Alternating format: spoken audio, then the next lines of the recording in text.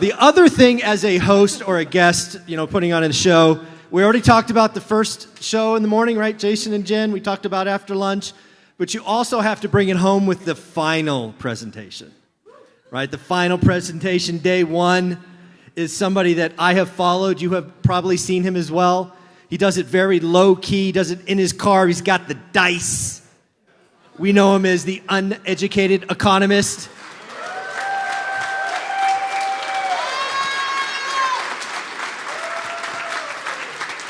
Thank you, Mike. Wow, you guys having a good time tonight? Yeah. Right? Lots of good information. I'm going to be the only one who doesn't talk about real estate. All right. So just so I can get an idea of my viewers here or my crowd, who has followed me on my channel? Oh, yeah, quite a few of you. All right. So how many of you, this is the first time you've ever heard of the uneducated economist? Oh, not too many. All right, cool. So most of you know who I am. That's awesome. Just to kind of give you an idea, I do not come from a family of money. I don't own businesses. I don't do investments. I'm not that guy. I'm the dude who's down at the lumberyard. That's literally who I am. But I have this incredible obsession for studying the economy. And I tell you, when I started looking into some of the things that I have, I noticed that there are so many misconceptions, so misunderstandings, so many people are watching some of the things that are going on out there and are completely filled with complete garbage. That's all I can say it. So as I started doing my research and I started studying a lot of the economic theories that are out there, I really came across 4 economic theories that will totally help you out and when you're doing your studies and research. And now when you're thinking about like some of these economic theories, a lot of times when you hear stuff about the gold standard should come back, or you hear about the BRICS nations, or you hear about U.S. treasuries failing, and you hear about all these things that are out there that are so scary in this macroeconomics world, a lot of times it's hard to understand what it is that is really taking place out there. Like, what is this, right? So I have some notes here. I'm going to just make sure I follow them. The 4 economic theories, the first one that I like to follow is something called Gresham's Law, right? Has anybody ever heard of Gresham's Law? Right? Gresham's Law is really interesting. The theory behind this one is bad money chases out good, right? Doesn't make sense, does it? Like, why would bad money chase out good money? It makes sense that good money would be in circulation, bad money would be thrown out. But let's put this to the test real quick. I'm a merchant. I have something to sell that you want. I'll accept 2 forms of currency, gold or dollars. You have both gold and dollars. Which one are you going to give me? You're going to give me the dollars, right? I mean, how many would give up the gold? Anybody? Of course not, because gold is the good money. Good money chases out, bad money chases out the good. So the good money will get hoarded away, and the bad money will get put into circulation. This is one of the reasons why it is very difficult for a new currency to come into existence, is it has to come in as a good currency, or else nobody would use it, right? I mean, honestly, is a bad money going to come into use? No. It has to be a good money that comes into use. But it doesn't come into use so long as the bad money is still in circulation. So this is really how come it is that it's going to be very difficult for a gold standard to return or even a Bitcoin standard to come back, is because it would be a good money literally chasing out a bad. It doesn't work that way. Gresham's Law prevents that from taking place. Now, Gresham noticed this from coin clipping, right? So people would clip a little bit of the coin off, and it would leave a lesser amount of coin left in circulation. Those coins are the ones that made it into circulation. Debasing coins will also have those moved into circulation where the good coins will be hoarded out. There is no way that a bad currency can take out a good unless you go into Thayer's Law. Now, Thayer's Law is exactly the opposite of Gresham's Law, but it's not like a competition to Gresham's Law. It's literally the opposite side of it. Once that bad currency has completely failed, then the good currency can come into use. And we actually seen examples of this in places like Venezuela, where legal tender laws had prevented the dollars from being used within Venezuela, so they were stuck using their own currency, which wasn't very valuable or very useful within their own, state. So as they were trying to do their transactions and it was making it difficult, the Venezuelan government released it. They said, okay, we'll allow some dollarization to take place. And boom, the good money came in because the bad money was essentially worthless, and business started to really started to flourish in Venezuela for a couple of years until the good money ran out. right? Because you have to have a constant new supply of new money coming in order for it to work. So there's examples of Gresham's law and Thayer's law that take place today, even though we do have the legal tender laws that are out there. So understanding it from that position really gives you a much better clarity of what it is that's going to be taking place going into the future if the dollar was to, say, lose its world reserve currency status, right? How is that even possible? Gresham's law and Thayer's law say that it's going to take a certain process to it. Now, let's think about it from a different fashion, right? Gold used to be the world currency, but the dollar took over. Does anybody know why? Right? Well, a lot of it had to do with World War II, but the ultimate reason is that gold is limited. You only have so much of it out there, and there's a lot of transactions that want to take place. So if you have a limited amount of currency, but you have an unlimited amount of transactions, you have a liquidity issue, right? So now what ended up happening is the dollar provided the liquidity that everybody needed around the world, right? Now, at first, they wouldn't have been cool with it if it was just the dollar, but it was a dollar that was trading equally to the gold. There was a set amount of gold to a set amount of dollars, and everybody believed this. And it was pretty convenient for everybody as the world's transactions needed the liquidity that the dollar was providing. So everybody begged for it. They loved it, right? So they asked for these dollars in order to do the liquidity trades or to have the liquidity in order to do the trades that they needed to do. And then one day they realized there was far too many dollars out there. And they wanted the gold. And we said no. Right? And we said, that's it. No more. You get dollars. That's how the dollar ended up as the world reserve currency, is it literally was taking the place of gold because it was providing the liquidity that everybody needed. They wanted to do transactions, and there simply wasn't enough gold to do it. So now, that leads me into Triffin's dilemma. Anybody hear of Triffin's dilemma? All right. Triffin's dilemma is, how does the United States, or the issuer of the world currency, it doesn't necessarily have to be the United States, how do they get that money out to the world, right? It's not an easy thing to do. Like, the United States used to be a manufacturing powerhouse, right? We would produce stuff, put it out there to the world would send us their money. Well, we had the money. How do you get the money out to the rest of the world? You got to buy their stuff. You got to be in deficit trade. See, this is how the United States is able to get the dollars out to the rest of the world, is that we import more than we export. And this is the dilemma that Triffin had come up with, knowing that if the United States was to do anything outside of a deficit trade, they would not provide the world with the liquidity. We would not have the availability to freely spend money. Because that's essentially what it is we borrow money into existence and then spend it out there in the rest of the world. And now Triffin noticed this as being the major problem for the United States, and that there's no way that they could ever move outside of having a deficit trade and still be able to hold on to that world reserve currency status. What else? Oh, and that also, okay, so this leads it into the idea of the BRICS nations, right?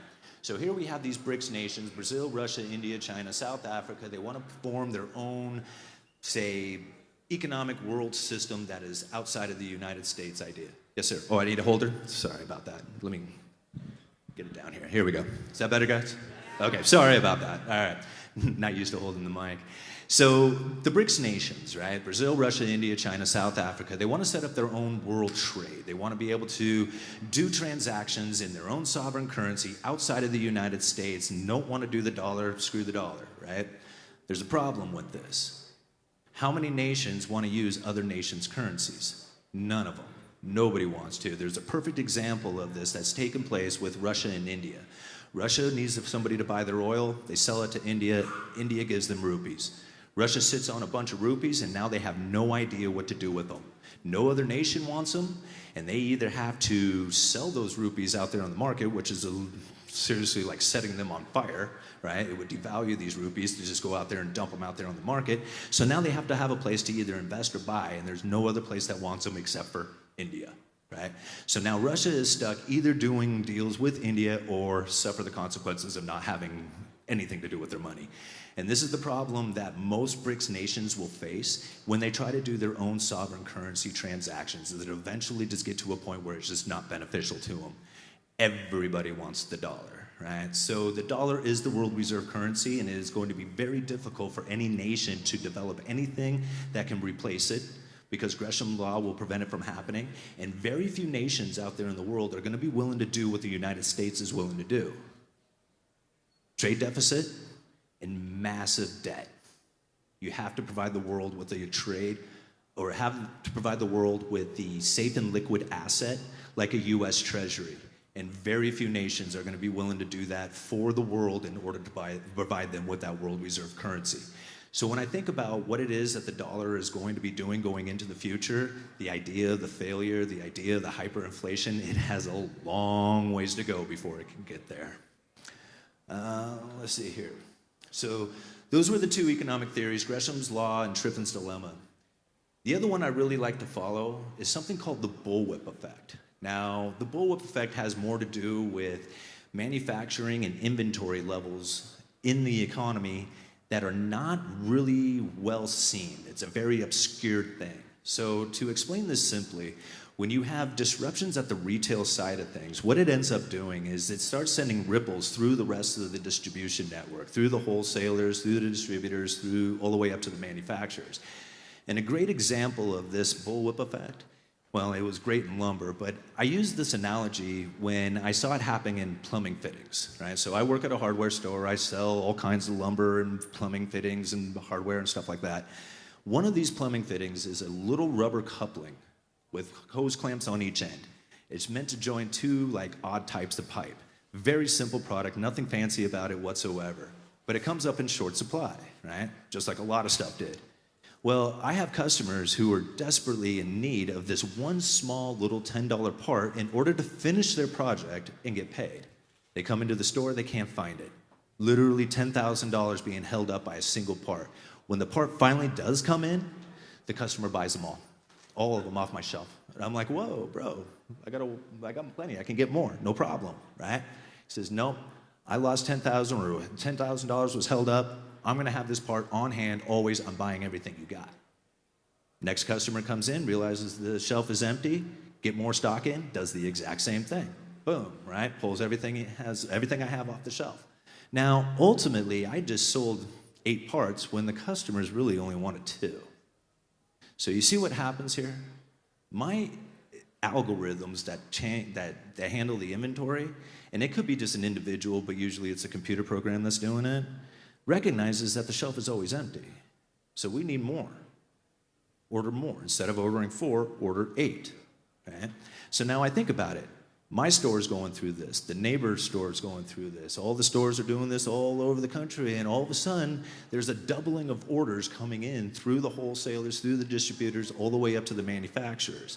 They go into mass production to try and fill this demand, only to find by the time the product gets to the retail side of things, the customers are gone. This is the bullwhip effect. And now this happens throughout all kinds of parts of the economy. I noticed it huge in lumber. Lumber had a huge inventory depletion taking place all throughout 2019. So when 2020 hit and the COVID pandemic and the lockdowns and the shutdowns of the mills, all of a sudden we had a huge spike in demand. Right? People were moving out of the cities, moving out to the urban areas. They wanted to build decks and fences and remodel the house because they were going to be stuck at home. And all of a sudden, there's this inelastic demand that just shot up. Right? Now, I'm sorry, elastic demand and then inelastic demand. That was the elastic demand that shot up. The inelastic demand are all the contractors out there who signed deals to build houses and had no other option than to buy the expensive lumber. And this is one of the reasons why we saw lumber drive up as high as it did, is that all the inventory depletion that was taking place throughout 2019 that was enhanced by the COVID pandemic left very little inventory within the system. So when the demand started coming from the lockdowns and the stimulus checks and all these contractors looking to build homes for these people who were leaving the city and moving out to the urban area, left very little inventory out there, and the spikes in prices just went through the roof. Now, very few people could actually see it, but if you were following my channel, you would have seen all throughout 2019 all the stories and talks and inventory depletions and mill curtailments, and it would have been very easily understood. So looking at the bullwhip effect on pretty much anything out there. I mean, we just saw it happen in chicken and pork just recently. These things happen within the economy, but is very rarely recognized as the bullwhip effect. Usually it's blamed on social aspects or politics or something of that nature, but it's literally just misunderstandings of where these inventory levels should be throughout the supply chains. So bullwhip effect, Triffin's dilemma, Gresham's law, what else we got? Oh, my favorite. Okay, so those who have followed me on my channel heard me talk about Cantillon. The Cantillon effect. This is probably one of the coolest things that you could ever do as far as research into economics is to either download or buy Richard Cantillon's essay on economic theory. This is such an old book. This is like 300 years old, this dude wrote this thing, but it was one of the very first essays written on economics. What's very cool about this book is there's 3 chapters in there, the increase and decrease of money to the state. And those 3 chapters are so powerfully informative on what happens when new money comes into a country or into a particular state and what happens to the people and the separation between the poor. It is just incredible. So let me kind of give you a little bit of an idea of what the Cantillon effect is, right? Because a lot of times when you hear about the Cantillon effect, you'll hear new money comes into the system. When that new money comes in, the people who have first access to that money get to spend it at face value, but by the time it gets down to the end of the line, the people at the very end, they have to suffer with higher prices, but their wages haven't gone up, right? And so this is like the Cantillon effect in a nutshell. But he went so much deeper into the describing what has actually taken place here. And now, it doesn't really matter how the new money comes in, so long as it's new money that's coming in. And Cantillon describes it with a silver mine, which, is pretty accurate for back in his day. Today, we can just kind of assume it like being U.S. treasuries or debt, right? This is where the new money comes in. It doesn't really matter how or what that new money is, so long as the new money's coming in, it does the same thing just about every single time. The people who have first access to that money, they get to spend it at face value, which is really good for them. They enjoy that new money. Everybody else has to suffer with higher prices. But before that happens, the people who have first access to that money, they want to spend that stuff at face value. So what happens when all of a sudden people have new money coming in, right? They're all going to do the same thing, right? If you got new money coming in, what are you going to do? You're going to enjoy nicer clothes. You're going to drive a nicer car. You're going to live in a better house, and you're going to eat 2 ribeyes, right? I mean, that's the way it goes when you have new money. That's the dive into luxuries. So what ends up happening with this new money and the people who have first access to that money and they start spending that money and they're starting to buy more and consuming more, the prices of everything start to move up on this added consumption that has taken place, right? Supply and demand issues. So now as this added consumption starts to take place and the prices begin to move up, the people who have first access to that money, they're like, no. I don't want to spend it on higher priced goods. I'll buy that foreign production over there, right? So now foreign production starts to compete with domestic manufacturing. You see what's happening here? So now pretty soon as this new money continues to pour in and that added consumption that has taken place that's driving the prices up now has ever increasing amounts of foreign production coming in. Does this sound familiar to the United States? Right? Remember back in the 50s and 60s, we were like, considered the manufacturing powerhouse of the world. We produced the world's best stuff and sold it off to them, right? We started getting all this new money in. What happened to our standard of living? It went up. Remember, we could have one income, raise an entire family, 4 kids, whatever, college tuitions, vacations, all that other stuff. One income, right? Can't do it anymore. Why? Because the new money that's come in, it's raised our standard of living, it's made everything more expensive, and then what happened? We started buying the foreign production. What happened to our domestic manufacturing? It left, right? Same thing is going to happen no matter what, and how you look at it or whatever you do. The dive into luxuries is what's driving this problem, and there's no way you can stop it. When people get the new money in, they want to enjoy the new money. And so as this happens and this new money pours in and it starts driving the prices up, bringing in ever-increasing amounts of foreign production, driving out ever-increasing amounts of domestic manufacturing, you're having this separation between the rich and the poor take place. You guys recognize that happening today? Right? Same thing. Cantillon effect is still in play today. And it's happening through that new money that's coming into the system through the debt issuance. And this is really a problem because what happens when the new money turns off? Cantillon describes it, poverty and misery. That's right. If we lose that ability to issue out the new money, how do we get new money in? We're not manufacturers of the stuff. We buy foreign production. It's going to be a very tricky situation to be in. This is one of the reasons why I always encourage people to hold gold and silver as an insurance policy. A lot of people want to look at it as some sort of investment.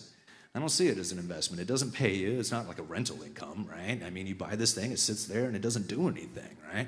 The only thing that's ever really going to do for you is maybe someday sell it off in the future to a higher price, right? That's the greater fool theory. I don't like that. I don't like being the idea that I'm going to sell it off to the greater fool. Silver did something for me that was much different than an investment or anything else. It gave me security. It gave me an insurance policy. See, there was a time in my life I was really bad shape. I had no car. I was drinking a lot. I was deep in debt. My car broke down. And I lived way out away from work. We don't have bus service. I need a car. I call up my buddy, and I'm like, bro, do you still have that Tahoe for sale? He says, yeah, I do. I was like, you trade silver for it? Oh, you know it. You bring it up here? So I'll see you in a few minutes. I pulled out 165 ounces. He signed the title over to me. I will never be without silver again. Never. That moment right there saved me. I was able to get back to work. I was able to start moving again. I was able to start getting my bills paid off and stuff. Literally, it was from that silver purchase that I had made all those years ago and traded it for a Tahoe, and it saved me. I will always have silver as an insurance policy. Never has it ever saved me from inflation. Not one time. So I'm not trying to knock silver as an insurance or as an inflation hedge. It should work as an inflation hedge. It just never has for me, personally. But it has done a great job as an insurance policy. So those are the four economic theories. Those four basic economic theories, if you were to study them, internalize them, be able to describe them for yourself, you will find that as you start moving through life, making your decisions, you will incorporate these into your ideas, and you won't be as fearful as the idea of BRICS nations taking over, or the dollar failure, or gold coming back as a world reserve currency. Not saying that they can't happen. I'm just saying that it's going to be a long damn road to get there in order for those things to occur. So understanding these economic theories gives you a much better clarity of all those kind of questionable situations that are happening out there. All right, the fifth economic theory. This is my own personal one. This is one that I have kind of developed over the last few years. It started from a Ben Bernanke speech given back in 2002, talking about deflation and how to prevent it from ever occurring here in the United States. This is probably one of the most intriguing speeches you could ever read. So if you guys are looking for some good reading material, take a look at this particular one. It's Ben Bernanke's, I think it was November of 2002 he gave that speech, and it was deflation. I think it was titled Deflation and How to Prevent It from Ever Occurring. Very interesting. Within this speech, he describes all the tools that are needed to fight off deflation.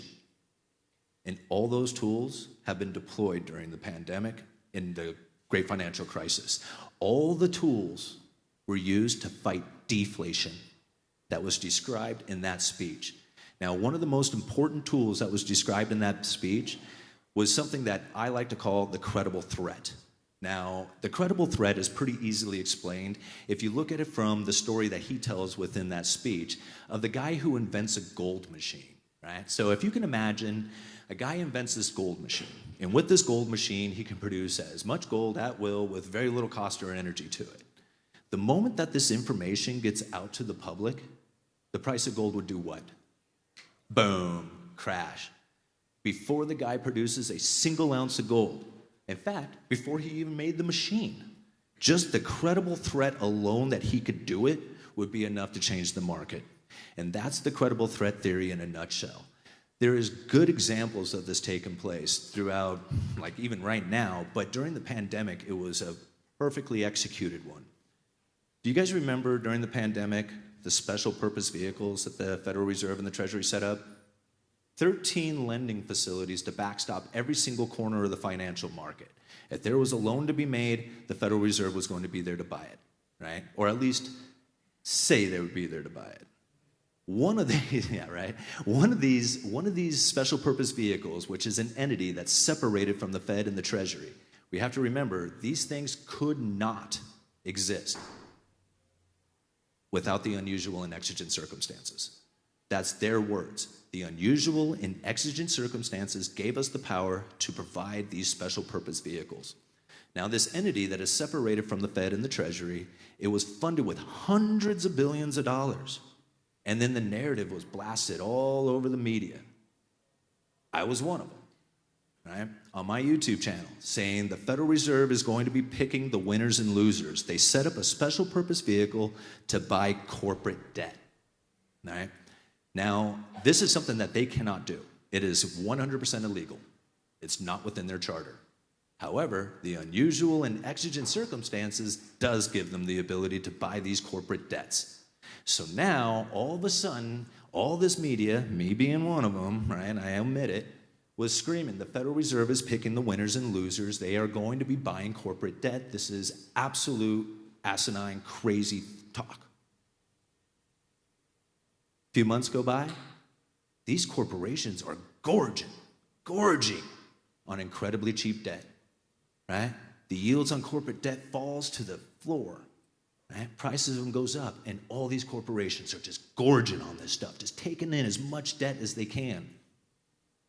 Turns out, the Federal Reserve didn't buy any. They bought a little bit. They bought a little bit to establish a credible threat, but they had hundreds of billions of dollars, and I think they deployed something like 10 billion, right? It was enough to make it noticed. It was enough to establish that credible threat. But all these corporations essentially were able to fund themselves just off of the idea that the Federal Reserve was going to be buying it. The market participants rolled in, right? They came in and bought corporate debt, believing that they were going to be able to front-run the Federal Reserve. These corporations were funded during the pandemic by the market itself through a credible threat. It was one of the most incredible stories that hardly anybody knows about. The other one, the current one, right now. We are experiencing it right now within the U.S. Treasury market. Now, how many people are super concerned about the U.S. debt, right? Going deep into debt, constantly going into debt. I mean, we're going deeper into debt every day, right? Well, how do you get out of debt, right? You got to pay your debts off. Well, here's something that I found very interesting. The Treasury General Account. This is an account at the Federal Reserve. This is the account that the Treasury uses to pay bills from. Typically, this account would have about half or even less than half of the amount of money that is sitting in it right now. The only other time it ever had this much money sitting in the Treasury General Account is when they were doing those stimulus programs during the pandemic. Why is this money there? It doesn't make any sense. They don't typically have this much. They don't need that much in there, but yet here it is. Well, if you go and you just Google this, because there's not a lot out there as far as news articles, but if you Google Treasury bond buyback, you will see that the Treasury is planning a scheduled bond buyback later this year. Now, this seems very nonchalant when you read about it. This is a scheduled operation, no big deal. Nothing to see here, just move along. Now, I wrote this down, so I wanted to read this to you. This is a direct quote coming from Josh Frost, who is let me see if I got this right, the Treasury's Assistant Secretary to Financial Markets. I don't know what he does, but he works at the Treasury, and that's his job. In an interview, he had this to say about the bond buyback. Let me put my glasses on because I can't see, because I'm old now. Yeah, right. All right. So this is exactly what his quote was. This should improve the willingness of investors and intermediaries to trade and provide liquidity in these securities. All else equal, knowing there is a potential outlet to sell their off-the-run holdings. Does that not sound like a credible threat? See, think about that. Let me read it again, just because it makes it so much clearer. Just the idea, right? This should improve the willingness of investors and intermediaries to trade and provide liquidity in these securities. Not the Treasury, the market. Investors and intermediaries, right? All else equal, knowing there is a potential outlet. that the Treasury would be there to buy them, just like those special purpose vehicles, right? Here it is. He is saying it straight up. They are planning on using credible threats to support the bond market come a liquidity issue that is supposedly is going to be coming in the next 6 months to a year. This is when they're scheduling this bond buyback. Now, again, if you were to imagine that the Treasury is stepping up and saying, yo, we are going to be buying this stuff, how encouraged would it be for somebody out there to say, yeah, I'm cool with this, because if they're buying it, I could front run it to them. If there is liquidity in the market, their concern lowers. So the Treasury is there saying, we are providing you with the liquidity that you need. And they probably won't have to buy anything. Just the idea of them being there should be enough to do it. And this is something that we should look for coming into the future, because I believe this is the credible threat that's being played right now. All right, how long am I into this? How far have I gone? Let's go 10 more minutes. 10 more minutes, If you okay. have questions, you get questions with it. Okay, yeah, I'll have time for questions, but I want to do one more. I just want to give you one more thing before I leave, because I find that this is one more that is just so misunderstood, and it's probably the biggest misunderstanding coming from the Federal Reserve and their monetary policy strategies right now. I know I've overwhelmed you with a lot of stuff, and this is probably going to hit you pretty hard. The Federal Reserve is not going for a 2% target inflation rate.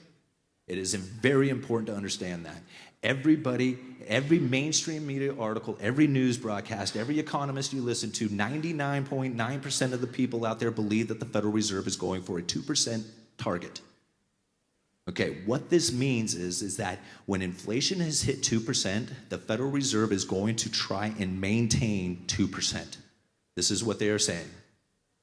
If bygones, or in let bygones be bygones, so if the inflation failed to achieve the 2%, they would do whatever was in their power to achieve that 2%. Inflation runs over 2%, they adjust monetary policy to bring it down to 2. It goes under 2, again, they stimulate the economy to bring it back up to 2. This is how they've been operating since 2012. Failed miserably. They never once ever achieved the 2% target. They hit it a couple of times, but it was on the way past or down, but never once were they able to consistently land at a 2%, ever. So now they've changed. They changed how they look at this. They no longer go for a 2% in target. They go for a 2% average inflation rate over time. This is probably one of the most confusing things that they have ever said, if they aren't already confusing it on their own. Now, Jerome Powell has a great speech, August of 2020. I can't remember the name of the speech, but if you just punch in Powell's speech, August 2020, you'll find it. That speech describes this perfectly. He says it straight up in there. We are abandoning, I don't know if he used the word abandoning, but he says we're no longer going for this 2% target, but now going for this 2% average inflation rate over time, and that they are not going to hold themselves to any mathematical formula to figure this out. Huh. Now, isn't that something, right? No mathematical formula to figuring out what average inflation rate is over time. Well, what does that mean? Now it's just arbitrary to the Fed? Is that what's going on?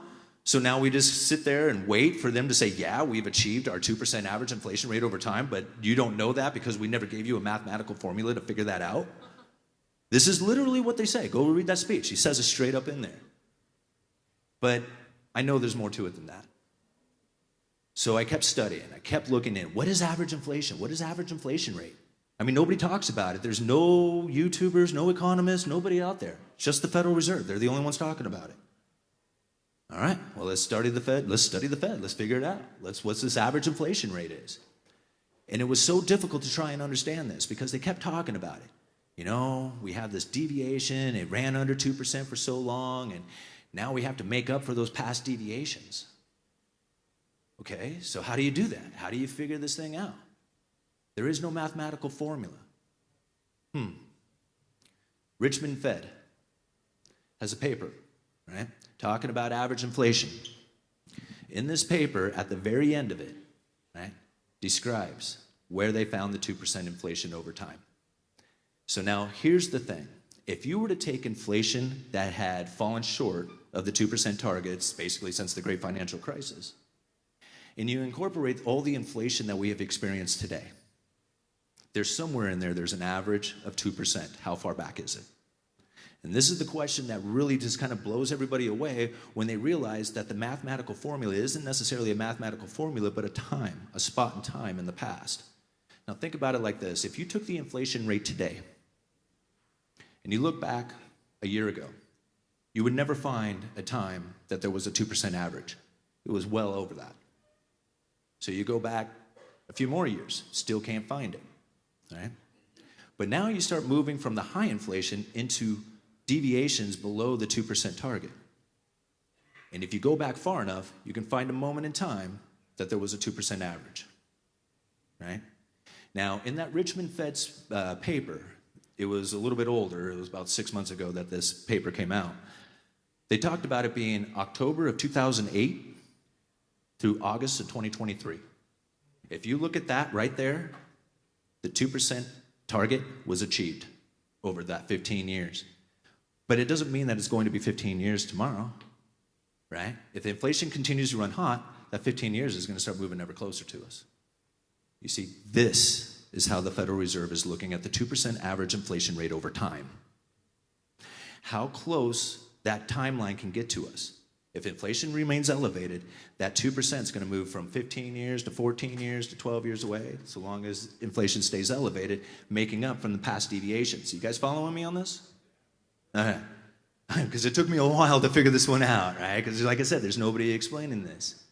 So now if we think about this, 2% average inflation rate over time that has this timeline that is now moving up closer to us because of the added inflation that we have experienced today, eventually it reaches a point where it cannot move any closer to us and still have a 2% average. It'll start moving up the average rate, right? There's no time between here and there. That's 2%. That's the inflection point.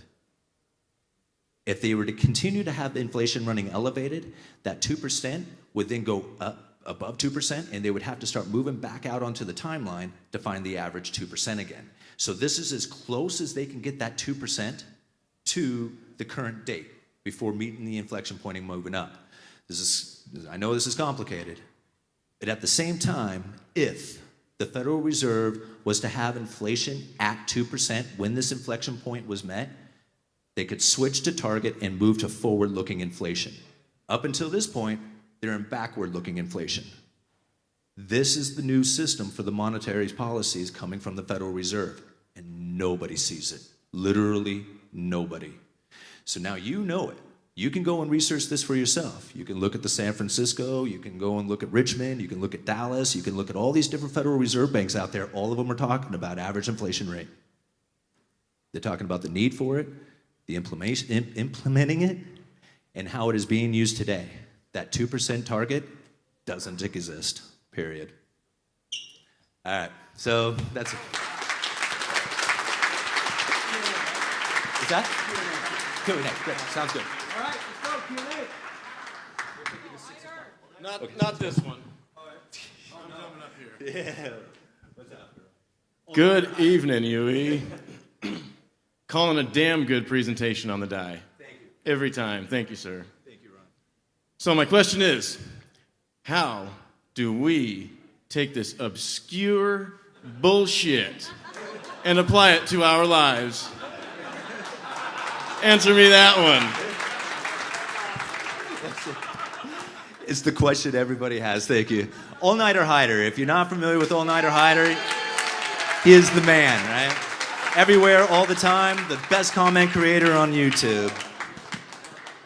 How do you use this stuff? That's a great question, because that's really ultimately what it is we need, right? Like, what is it that we do with all this information now that we have it? And this is probably one of the easiest questions for me to answer. You internalize it. You just internalize this information. If you can spit it out the way I just did, then you will have it in your head. You will have it in your heart. You will have it in your thoughts and all your investments and all the business decisions you make and everything that you are doing. You will intuitively be making the right decisions. Here's the thing that I have found is people say, well, what do I do with it? And I'm like, well, now that you have this information, do you see the people out there making mistakes? And they're like, yeah. And I'm like, you're not doing that. Right? You're not doing that. You know, maybe you don't know what to do, but you're not doing that, right? So this is how it's really helped me, and actually just being able to just like go through all this information and keep a clean, cool, collective head. right? You know, without filling it with a bunch of garbage and bullshit. If you have these 4 economic theories plus the credible threat, and then understand what the monetary policy is coming from the Federal Reserve, all this noise that you hear out there, really pretty quiet, you know? So that's my suggestion, is you internalize it to the point that you can say it just as well as I do, and you'll be good. So I have a question. Yeah, go for it. How happy are you didn't listen to the Crash Bros and you bought a house in 21? I was so scared to buy a house, guys. I was so scared. I mean, interest rates were promising to go up. The housing market was going to absolute crash. I was in a position in which I had no other choice but to either leave my town or buy a house. This was the position that I was in. I was so scared. I had bad financial experience in my past, right? I had some bad financial experience in my past, so I was held to bring up a 10% down, right? Which at the time was every single dollar I have. And what I meant by like every single dollar, when I went down and got the cashier's check for the down payment, I literally had $300 in my checking account. That was it. I was like, it took everything out of me. And I was so scared. I thought, man, I am going to be upside down in this house. It's going to be terrible. It's just like every bad scenario that you could ever possibly imagine was ripping through my head, and I did not want to do this. I went down there, and I handed over that check, and I signed the papers, and I felt terrible about it, and I tell you, I have never been happier with that decision. Never. I am so glad I did that. And out of all the fear and everything that I was experiencing, oh man, I don't know if it was worth it, but I'm glad I did it. Like, I take that all back. I shouldn't have been scared, but I was, and I'm glad I did it. So that was my experience, you know? Thank you, Simon, Yes, sir. for a wonderful presentation. So my question is, I'm from India, from the BRICS nation. So, so that was considered a third world country before. Now it's developing. But when I'm seeing this country now, today, I see that's the India I came from, and that's where it's going. I don't like the direction that it's going. So I don't like to listen to the economists on the media. They are all paid. I don't trust them. Either they are paid by the media or corporations or politicians.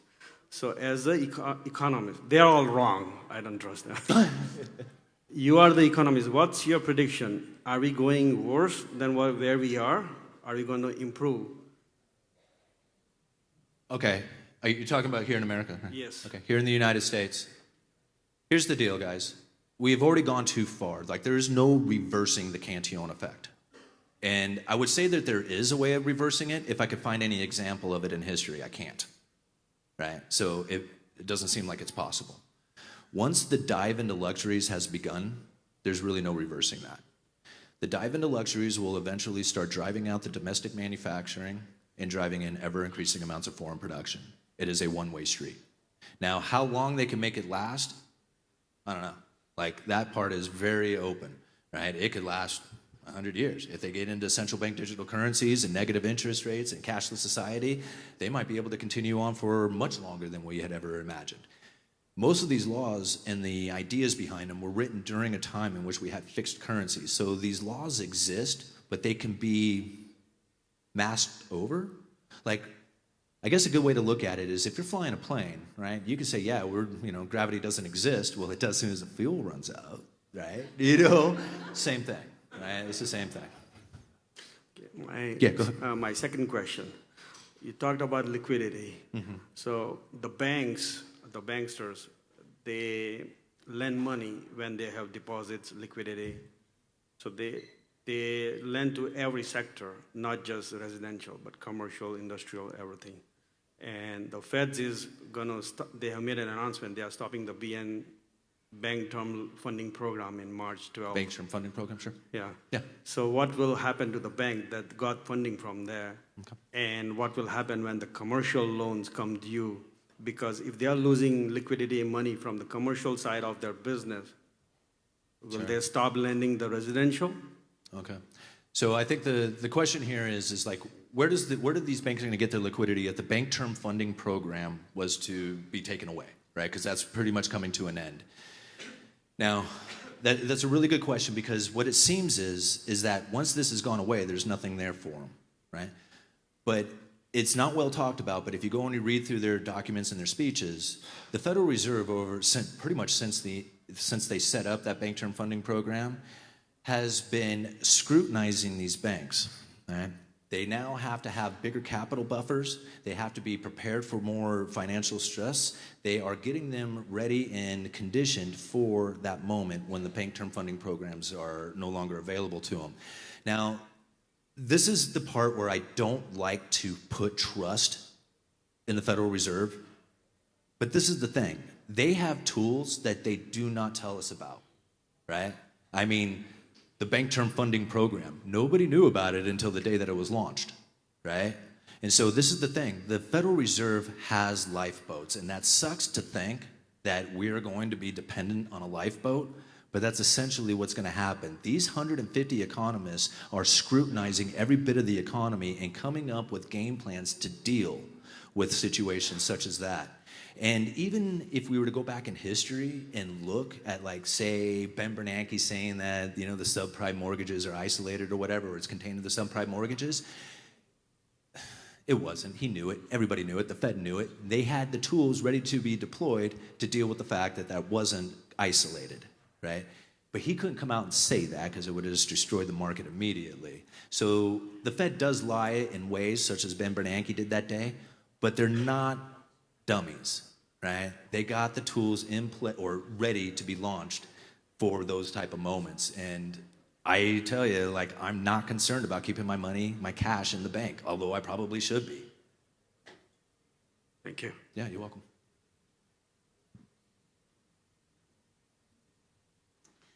So you mentioned all of the tools that are being used to essentially prevent, like, the natural economic cycle from taking place, like deflation from happening. Can you talk about how that you think that will impact real estate specifically if all of these tools continue to be deployed and we experience either hyperinflation or just? You know, trying to isolate what's going to happen, you know, specifically to, like, real estate, I don't know. Like, I don't know what's going to happen, right?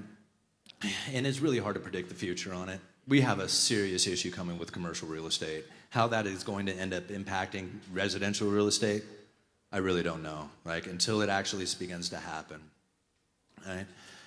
Now, the one thing that I do know is that people are looking at homes one of two ways, right? Either the price is going to go up or down, right? I mean, that's usually, I mean, they have their own reasons why they're buying it, but they're looking at it in two ways. Either it's going to go up or it's going to go down. And so what is it that's going to take for those house prices to come down? And now for me, it's going to have to be inventory, a build of inventory somehow, somewhere, however it happens, whether it comes from a wave of defaults and these houses get foreclosed on and end up on the auctioning block or something. There's got to be a reason for inventory to rise in order for prices to come down. At least that's my opinion on it. There is very few things that I see going on out there in the world that's going to cause a major rise in inventory. Like, I just don't see it. So now when it comes to commercial real estate, there could be a lot of pain felt inside of that. But when it comes to residential, I just don't see where there could be a major move when you consider how many homes are being purchased in cash, how many homes are owned in cash, right? How many of these people are multifamilies living in a home, most likely going to be able to make the payments on it? The conditions that we are in today are so different from they were back in the great financial crisis. And there's people who understand real estate a hell of a lot better than I do, who can explain those things a lot better than I can as well.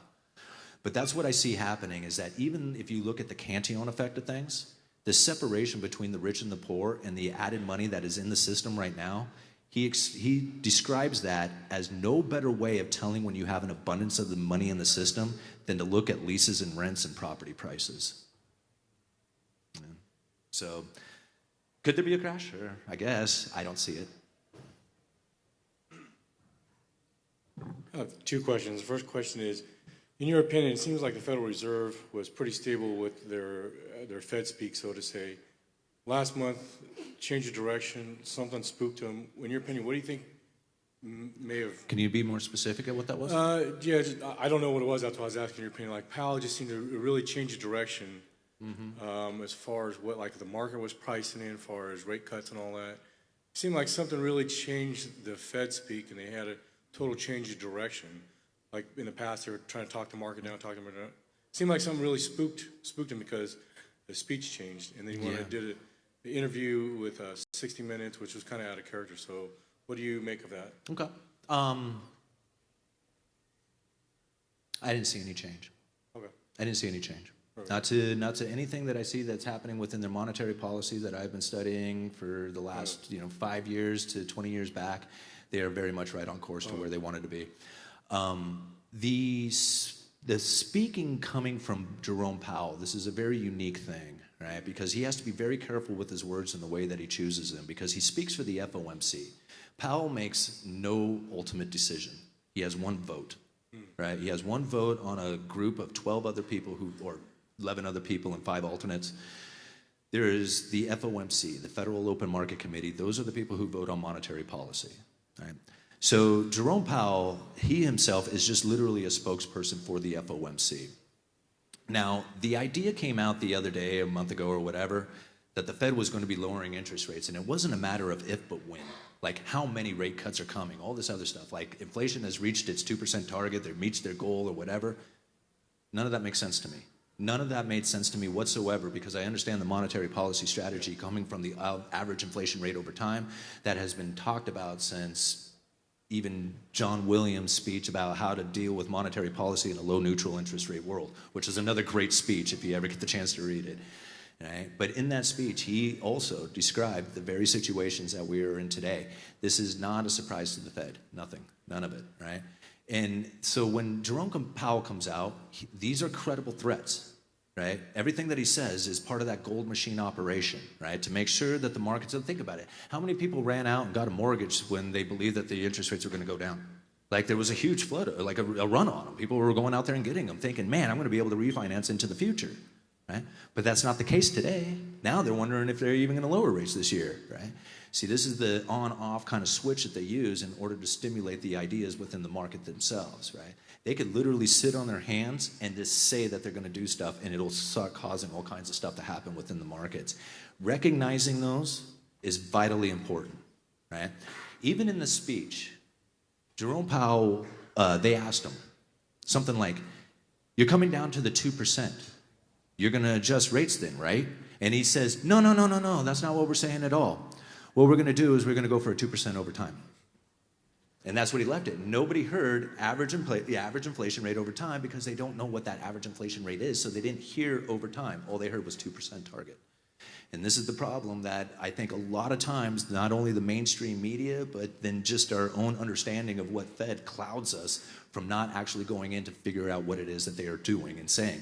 They don't come out and tell you this. They're not going to come out and tell you this monetary policy. They can't. If they did, then it wouldn't work, right? I mean, it literally, you have to go and figure this stuff out for yourself. You have to read it for yourself and know that it is happening and then recognize it taking place out there. Literally, like right now, you guys and a few people on my YouTube channel are the only people who talk about average inflation rate. I'm serious. Yeah. What was the other? The other question was, are you familiar with the dollar milkshake theory? Yeah. With Brett Johnson. What's your opinion on that? I love Brent Johnson's dollar milkshake theory. Anybody familiar with that? Yeah, all-nighters. All right. Here's something that I don't know if a lot of people realize. There are debts that are due in dollars that are outside of the United States, right? Don't have anything to do with our government, doesn't have anything to do with our banking system, doesn't have anything to do with our people, our investors, our corporations, nothing, doesn't have anything to do with the United States, but yet these contracts are written and due in dollars. So now this creates a demand for dollars that's outside of the United States, right? A good example of this is even just recently, I did some research on the BRICS nations. So I typed in Brazil, US dollar-denominated debt. You realize they just sold a shitload of debt that's due in dollars for the next 10 years? Like, where is Brazil going to get those dollars from unless they sell their products in dollars, right? Or they borrow more dollars into the future. Somehow they have to get a hold of dollars in order to pay those debts back. Is there going to be a demand for dollars outside of the United States? Damn right there is, if they have these debts that are going on. Here's what's the scariest scenario behind this, right? Is that these debts, these contracts that are written in dollars, that are due in dollars, that are written outside of the United States, get used like dollars. Like literally get used like a dollar. They're not a dollar. It's a contract for a dollar, but it's getting used as a dollar. So you think about how many transactions are occurring around the world in dollars that aren't even dollars. They're contracts for dollars. All of a sudden, all these contracts need to come due. They're not going to roll them over into new debts. Well, what happens? These people need to get hold of the dollars to pay these debts off. As soon as they pay the debts off, boom, dollars disappear. How much demand for dollars is going to take place when this scenario starts to happen? Right? Can the Fed even print at a pace that is fast enough to cover all these dollar-denominated debts that exist outside of the world? I wonder, you know? Thank you. Do you see mortgage interest rates being lowered anytime, and if so, when? Mortgage rates going lower. Like not in the near future, no. I don't. You know, one of the things that kind of occurred to me when I was looking at the interest rates moving up, like when the Federal Reserve made that first initial move, remember that? It was 3/4 of a point. Does anybody remember what happened to mortgages right after that? The Fed moves 3/4 of a percentage point. Like it was a lot. A few weeks later, mortgages were at 8%, right? Then what happened? They stalled out, right? No, they didn't stall out. They fluctuated, right? Around 8 to 6, whatever, 8 to 7. But they didn't keep in lockstep with the Federal Reserve. The Federal Reserve kept moving interest rates up. Mortgages were flat, right? So it made me wonder, what's going on here? Why is it that these mortgages aren't keeping in lockstep with the Federal Reserve's interest rates? Like, why is this like this disconnect? And then I got to thinking about it a little bit, and I was realizing, you know, this is about the mortgage-backed security market itself, like the pool of mortgage-backed securities that are out there, okay? You think about it. A mortgage-backed security is a bunch of mortgages that get piled into a box, right, and get sold off to an investor. Simple way to explain it. The Federal Reserve bought a lot of these things, and they were going to roll these things off of their balance sheet. So if you can imagine all of a sudden these mortgage-backed securities hitting the market, there's going to be a flood of them, right? Well, just like any supply and demand, if you have a huge supply of them, what happens to the price, right? Falls. Mortgage-backed securities, they're just like any bond, right? Bond prices fall, yields rise, expensive mortgages, right? So this was kind of the idea that was coming from the Federal Reserve, or at least the idea from the Federal Reserve unwinding their balance sheet, allowing those mortgages to roll off. But then what happened? Right? Less refinancing and less home sales. So now the issuance of new mortgage-backed securities coming onto the market has dropped dramatically. So the pool of mortgage-backed securities for the investors to buy is somewhat limited, and it's found its mark. This is where the investor says, yes, that's my price, I'm good with that, the yield is appropriate. And now this is as far as the yields can go, because it would have kept going with the lockstep with the Federal Reserve had it been anything else. Yeah, so I would keep an eye on the mortgage-backed security market myself, and I think that would be telling of where interest rates are going to go. And I'm not real familiar with the mortgage-backed security market, but I imagine there's some YouTubers out there who are. Yep.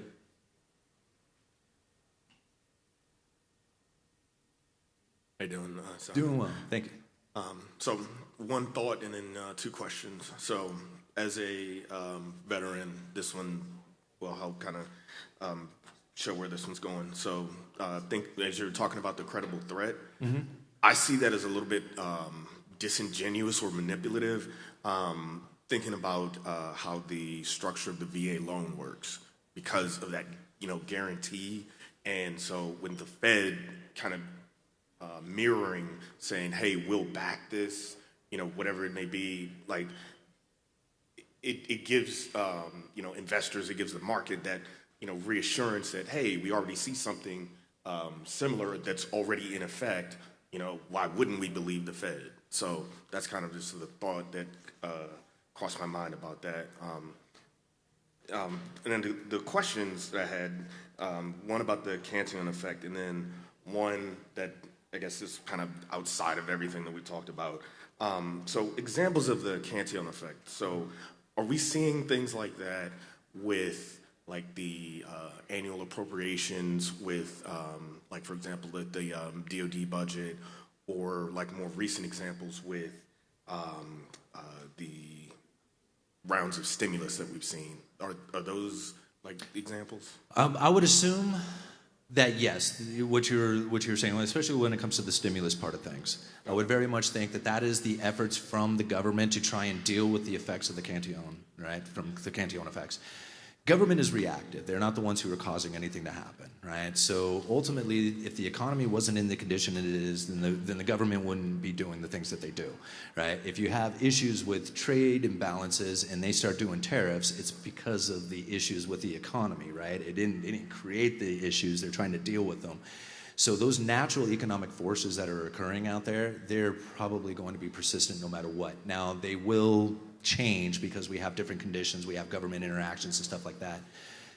If we were to follow this Cantillon effect and think about it like the way it really is going, where the new money comes in and, you know, continues to pour into luxuries and separates the classes, how does that new money come into the system? That's what we have to think about, right? So now we do this new money by the debt issuance. Right? So we sell debt to around the world, U.S. Treasuries. There's a demand for U.S. Treasuries because people want that safe and liquid asset, right? I don't know why they think it's safe and liquid, but it is, and that's the one that everybody has chosen, and it just seems to be that way. So I'm not trying to defend that part of it, but that's what that's what's out there. So now how do we get this new money into the system? This is really where the Cantillon effect starts to, like, how does this happen? To me, I think about it in that form of like UBI. You hear so much about UBI and MMT. You guys familiar with that? I was about to say MMT, Universal yeah. Basic Income, all right, modern monetary theory. The idea that they can like literally issue checks out to us and we get to spend that and at whatever we want, right? So now, what is it that's happening there with this UBI? Like, people are like, oh no, this is a benefit. This is a great thing for the American people and the people who are poor and all this other stuff, and they sell it as this idea. But really, what are they trying to do? America doesn't produce anything, remember that. Like, they do, but they don't produce, they really don't, right? What do we produce? We produce a consumer. That's what UBI is doing. It's producing a consumer, right? And that way the new money can continue to flow into the system. So long as we're buying the production of other nations, they're buying our debt, right?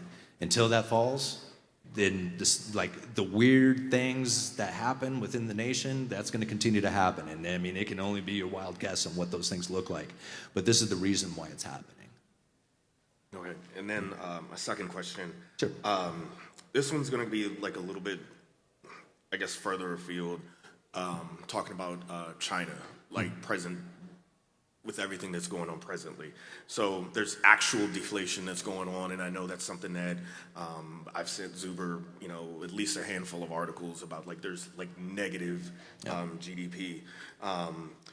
Could you talk about, I guess this is kind of a two-parter. So one, about how long deflation goes from being like a sort of okay thing to like a really, really, really bad thing really quickly.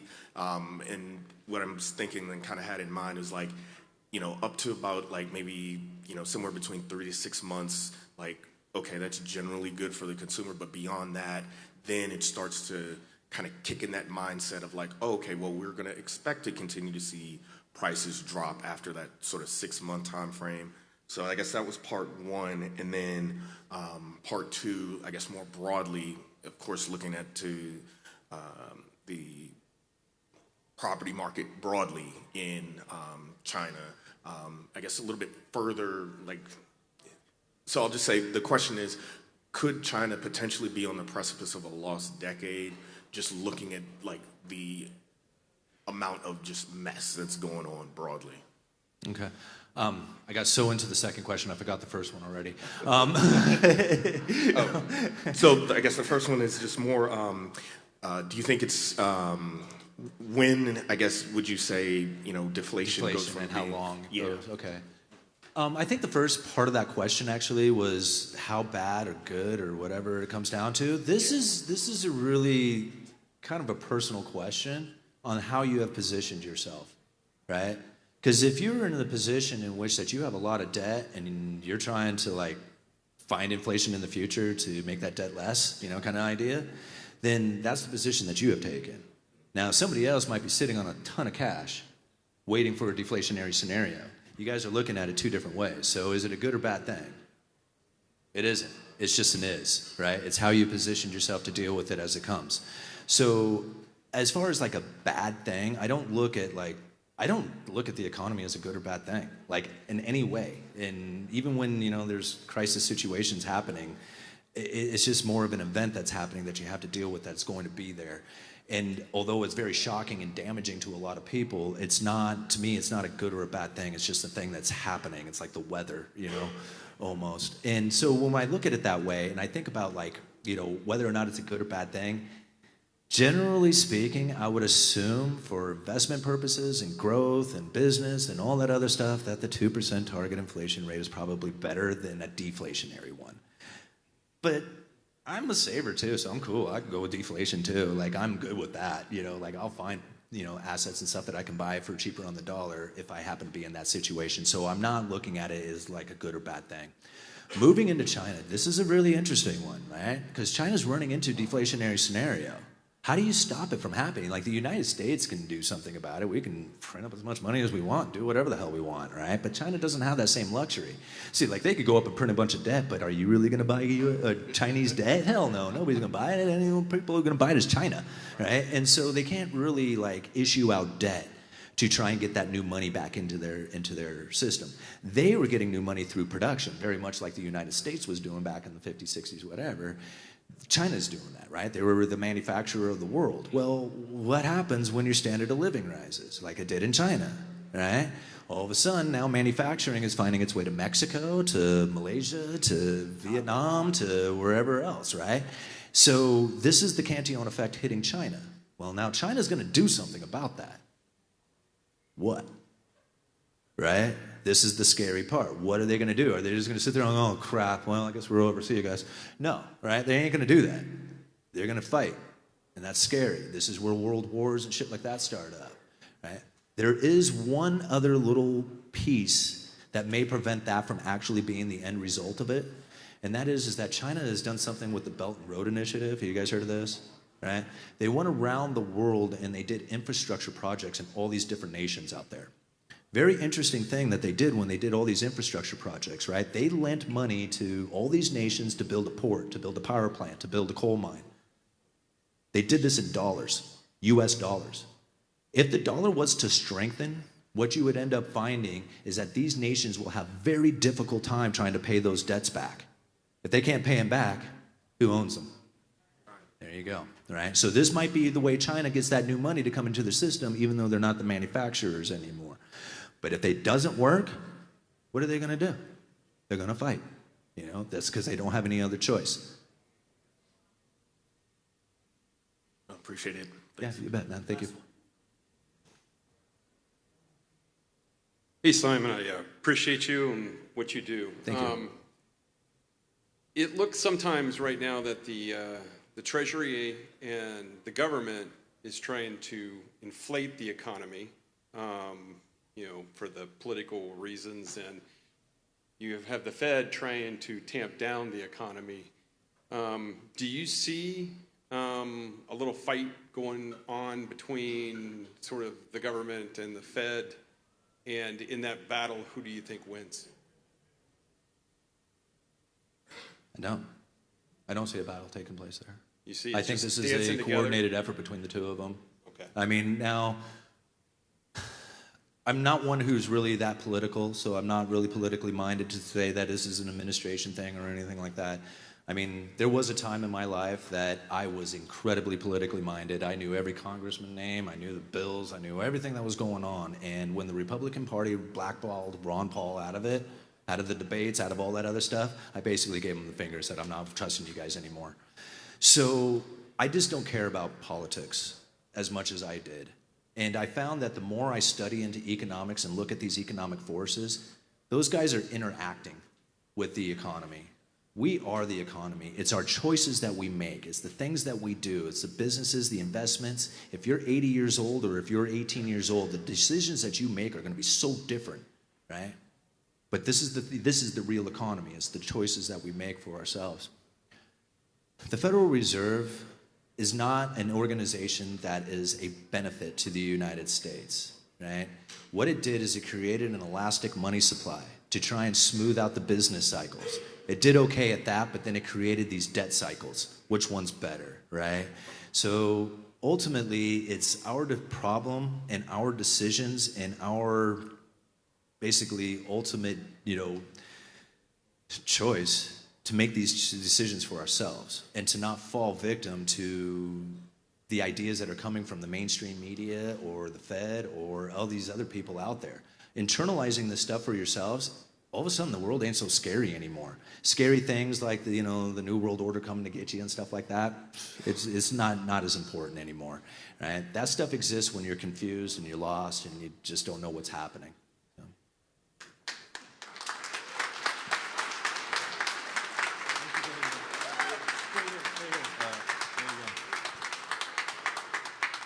Well, how is that for day one?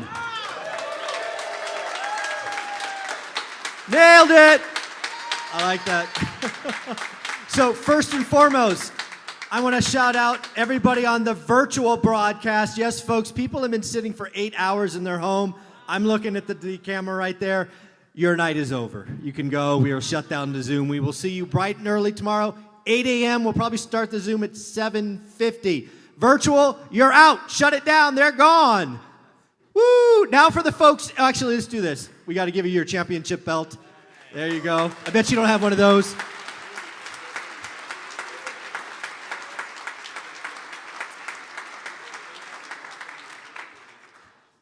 You're the man. Thank you very much.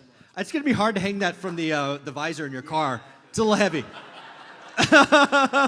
Replace the dice. Thank you so much. You got it, Simon. I appreciate you, family.